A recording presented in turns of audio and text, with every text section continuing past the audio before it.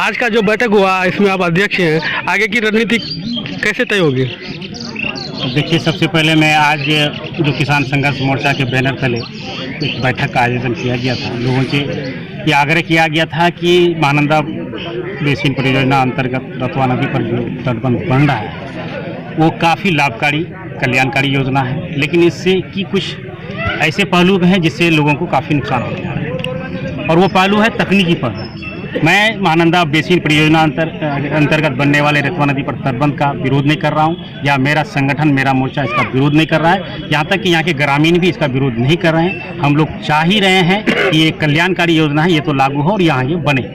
लेकिन तटबंध बनने में जो दोनों किनारे की जो दूरी ज़्यादा ली गई है, मिनिमम 500 मीटर रखा गया है, कहीं वो दूरी बढ़ कर के आगे चल कर जो हम जो कल जाके बाज़ाब्ता नापी किए हैं, जहाँ पर ये नेपाल और भारत का सीमा समाप्त होता है और जहाँ भारत का सीमा शुरू होता है वहाँ एक पिलर गड़ा हुआ था। हम लोग चंद लोग गए थे, बाज़ाब्ता जो नापी किए, पूर्वी किनारे और उत्तरी किनारे में जो पिलर गड़ा हुआ है उससे नदी की दूरी लगभग 180 मीटर है, और वहीं उससे पश्चिम किनारे के जब नापी किए तो लगभग 105 मीटर है। और वो आगे चल करके चाहे वो फुलबड़िया हो, सरमाटोली हो, चाहे टेढ़ाघाट चला जाता है, आशा चला जाता है, उधर बच्चा पोखरिया, लोधाबाड़ी, दर्जन वगैरह वगैरह। कहने का ये है कि भोरा पंचायत का लगभग सिर्फ 1.5 वार्ड नंबर 1 और वार्ड नंबर 10 का आधा हिस्सा और वार्ड नंबर 1 बचता 6 का आधा हिस्सा बचता है। पूरा का पूरा पंचायत इस तटबंध के गोद में आ जाता है, पेट में आ जाता है।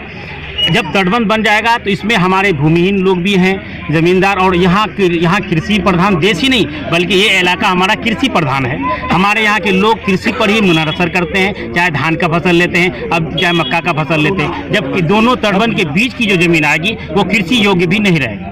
और दूसरी बात यह है कि इस नदी के किनारे किनारे में खास करके हमारे आदिवासी भाई बैठे हुए हैं, दलित लोग बैठे हुए हैं, महादलित लोग बैठे हुए हैं, और ऐसे लोग भी बैठे हुए हैं जिसके पास सिर्फ रहने को एक छोटा सा घर है, डिसमिल 2 डिसमिल जमीन है। मैं ये नहीं कहता कि तटबंध बगैर नुकसान पहुंचाए बन जाएगा, जहाँ जिस चीज़ से नफ़ा होता है वहाँ नुकसान भी होगा, लेकिन नुकसान हो तो आंशिक नुकसान हो, सामूहिक नुकसान नहीं हो। भोरा पंचायत खास करके, क्योंकि भोरा पंचायत ही से ये मोर्चा का शुरुआत हुआ है, उसकी वजह ये है कि भोरा पंचायत, मैंने पहले बताया कि 1.5 वार्ड के अलावा पूरा पंचायत इसके तटबंध के गोद में आ जाता है।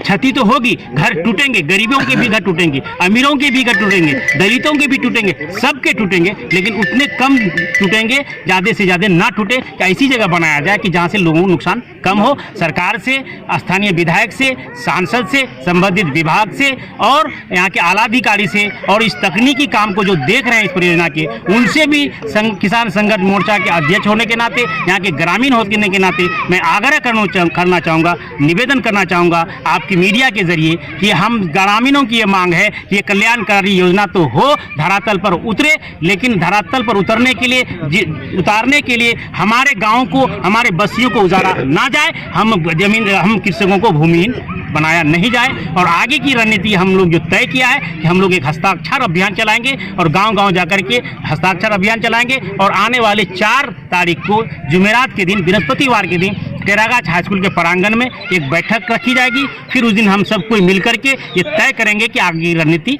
क्या होगी।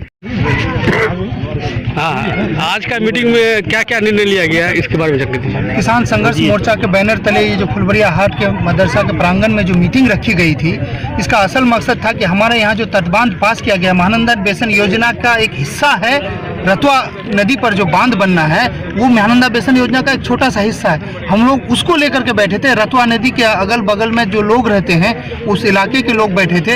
हम लोगों ने ये तय किया है कि नदी का 3 बार जो नपाई हुआ है बांध का, पहले 100 मीटर दूरी पर लिया है, फिर 500 मीटर दूरी पर लिया है, फिर जाकर के 1.5 किलोमीटर दूरी पर लिया है। ये नदी का जो मौजूदा किनारा है, जहाँ से नदी बहती है, नदी के किनारे से ये नाप लिया गया है। तो हम लोगों का मांग है कि नदी के मौजूदा किनारे से 100 मीटर दूरी पर, ज़्यादा से ज़्यादा 100 मीटर दूरी हो, वहाँ बांध बनाया जाए और महानंदा बेसिन योजना हो। पर इससे क्या होगा कि ये नदी की वो चौड़ाई को, बांध का चौड़ाई को घटेगा, और जो इसके जद में जो लोग आएंगे उनकी संख्या कम होगी, हमारी ज़मीनें कम बर्बाद होगी, हमारा क्षेत्र भी बच जाएगा और हमारे इलाके के लिए फ़ायदा भी होगा। इसके लिए ये तय किया गया।